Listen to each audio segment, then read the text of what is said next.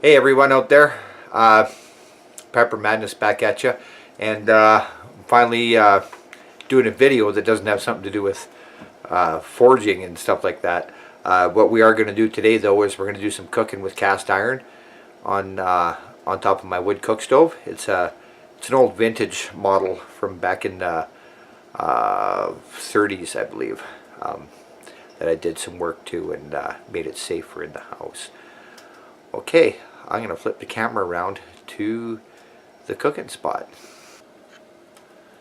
Okay, so you can see all the utensils out there. I've got a 16-inch Dutch oven, cast iron Dutch oven. Right now I'm just preheating it. I had lightly I put some vegetable oil on it. Really light coat. It's the first time I've used it this year because it's just such a massive thing. 16 quarts, I believe it holds. We looked it up online. So anyhow, off to the left, you'll see I have at the very back there, I have my coffee on there in a percolator pot, heating up, getting ready to perk. And I have two kettles preheating some water to put into the cast iron. Okay, so we're gonna let this heat up a bit. I just had to put some more wood in there. I'd forgotten to keep it stoked up. I was just working off the coals. You can hear it cracking away. Alright, so these are nice and lightly fried.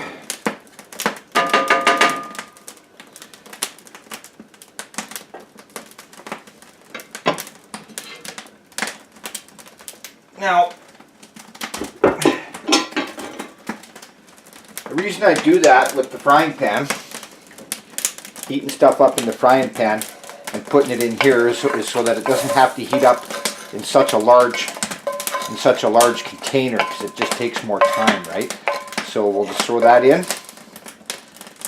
Okay, thing up into the frying pan is 2 pounds of ham I diced up. Some smoked ham.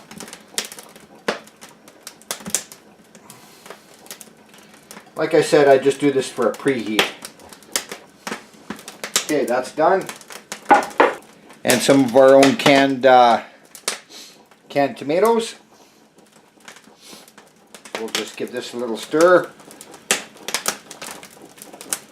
And I'll dump them in here as well, just to give them all, like I said, a good preheat. Okay. Now, as you can see, my coffee is perking. Give that about another 2 minutes and she'll be just perfect. Little tip on that. Don't fill your perk pot up above the spout, okay?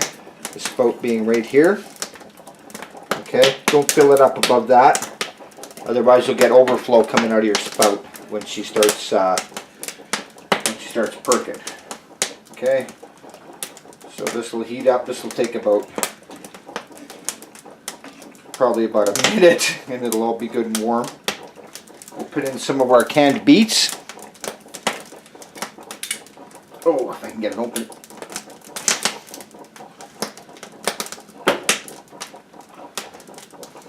Just let me. All right, so the coffee's been perking for a bit here. I'm going to take it and I'm going to put it right up here on top of the hot water reservoir and let it stay warm. Okay, this is nice and warmed up now. It's been just a couple minutes. Everything's all pre-warmed. And I'll set down my lid.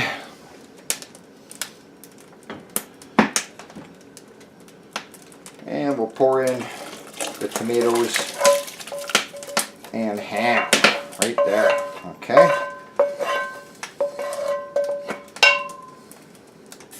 Okay, setting. You're going to see me take this lid on and off quite often, but that's because, so if you have to stoke your stove again, because it stokes from the top, that I don't get any fly ash or smoke contaminating inside my cooker. Okay, so the next things up are some canned carrots out of our garden. You're going to notice that all these ingredients here we did ourselves, okay, including the ham. And I'm keeping all the water from the canning in here,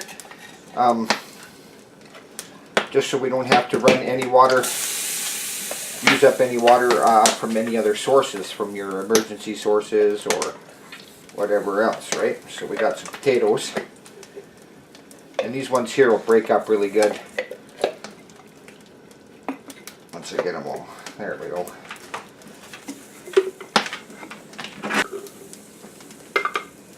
Now while you're doing all this stuff here too, once you got this meal on here, this meal's good for like for my wife and I for like probably 4 days if we ate more than two, even if we ate more than 2 meals a day.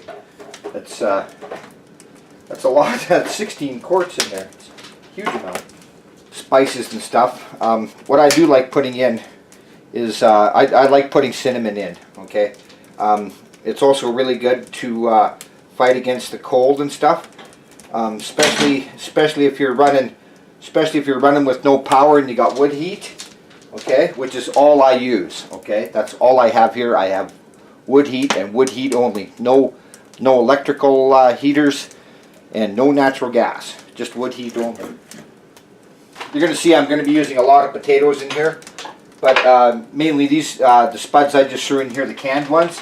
They'll just turn into kind of like a cream and make it like a nice filler. I've got a whole bunch. Oh, excuse me. Right here I got a whole bunch of our dehydrated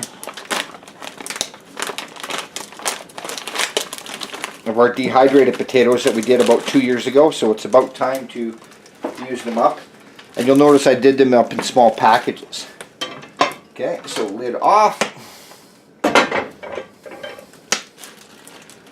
Now this thing is going to cook for about 2.5 to 3 hours. Okay, so I don't have to pre-soak these. I'm just going to throw them in. Throw them in.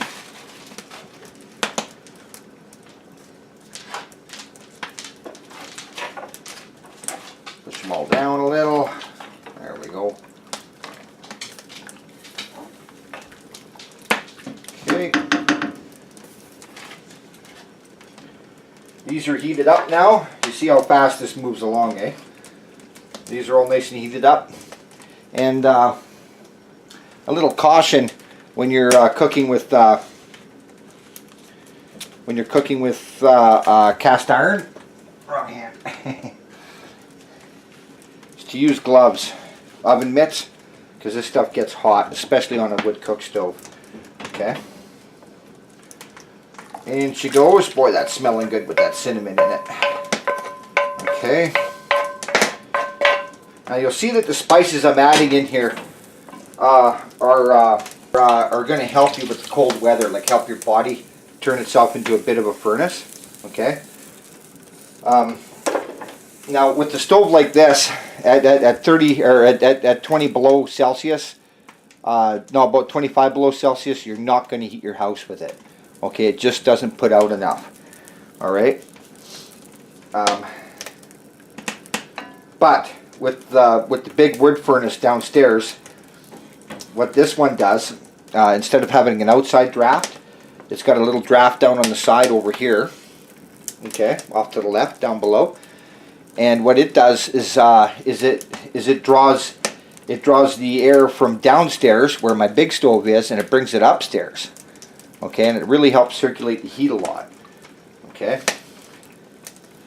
So every time you go and you cook a meal, and just before you go to bed, you fire this thing up, and it keeps the air moving quite nicely. Okay, so these are warming up in here. Now we're going to add our spices. Okay, you're seeing I'm going pretty heavy on onion. Okay, so I've got some organic onion powder here. All right, so we're going to put in a bunch of that. Now this might look excessive, but don't forget, that is one thick. Oh yeah, that's pretty thick. Pretty darn nice. Okay, so that's it for the main ingredients in there, for the canned ingredients. Now I'm just going to take some macaroni. We'll pour that in, and we'll add. I like sea salt, so we're going to put in a bunch of sea salt.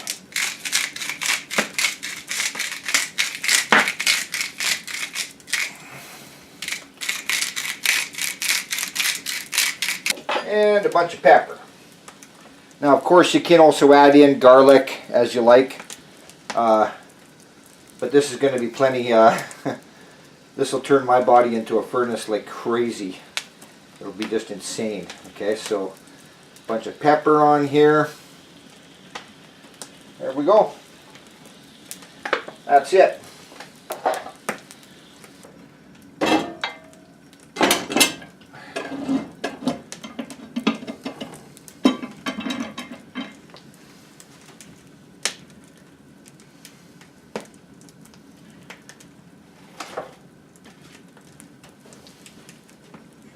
Take this out of the pitcher. Get over to.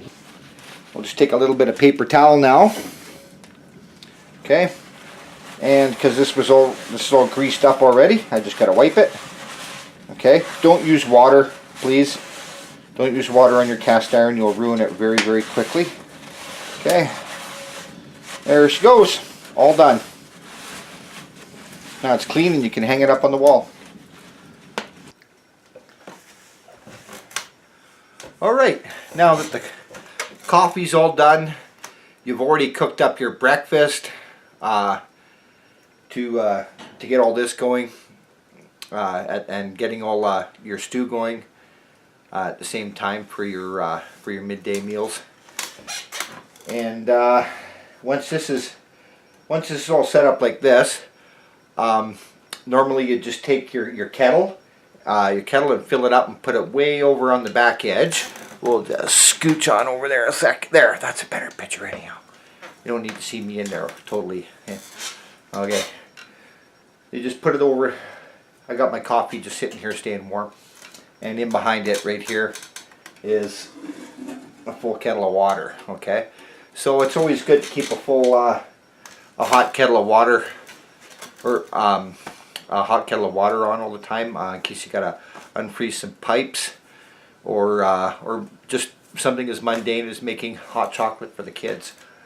Now, of course, at the same time that you're doing this, if you have a nice large stock pot, you can half fill that with water.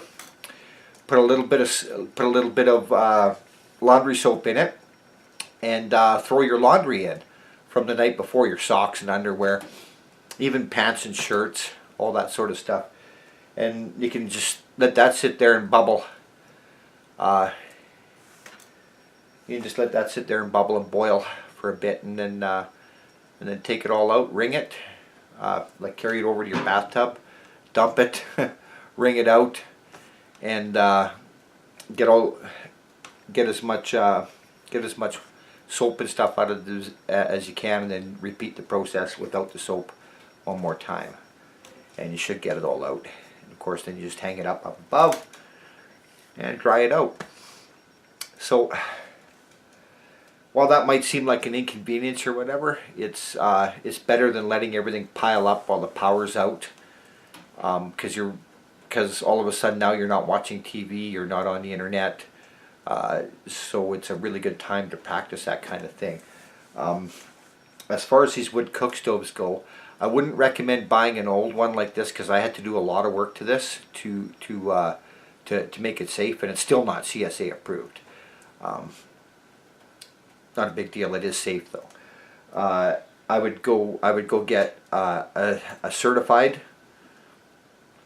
wood cook stove from a certified dealer, and plant one in my house. Now, even you guys in the city and stuff, like Angry Pepper, they're down in Miami, I think he is, or down in Florida rather. he has that little pepper grill thing, which is an awesome little piece of kit. I've been watching all the videos he's been putting out on it, and even he would benefit from having a small one of these out in his out on his porch, or lanai, whatever you want to call it. You don't have to have the pipe out all the time. All you have to do is have the brackets set up for the pipe, and just have the pipe laying like right in behind your unit. Okay, you don't have to go straight up through the ceiling like I did here.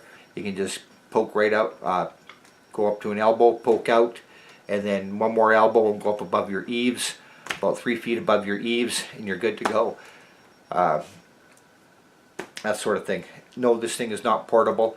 I'm not showing this to go look how much better off I am than most people. I'm not doing that. I'm just showing you some options here. Okay, even those little 2-burner, they're about a foot wide up top.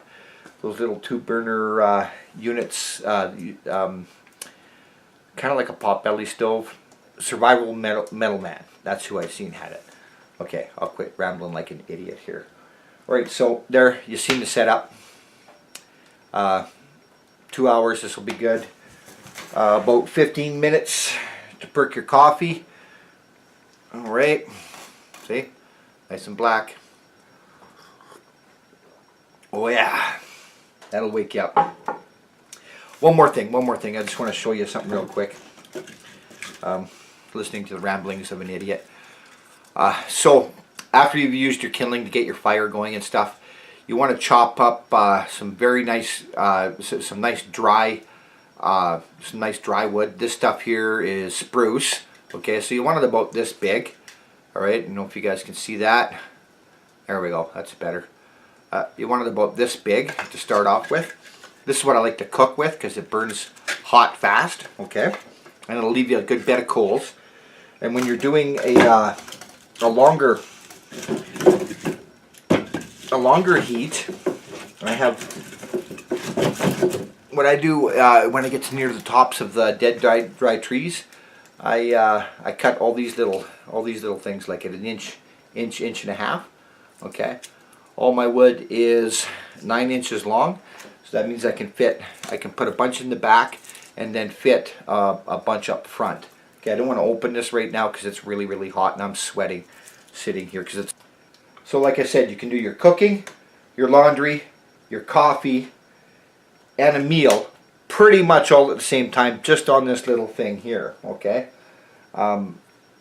that's why I like it. Okay, I'm already bugged out, so there's no marching off into the wilderness or anything that I can possibly see unless the golden horde comes over the horizon at me. Even then, I mean, what are you going to do? But this is me signing off. You guys have a great week. Okay, bye.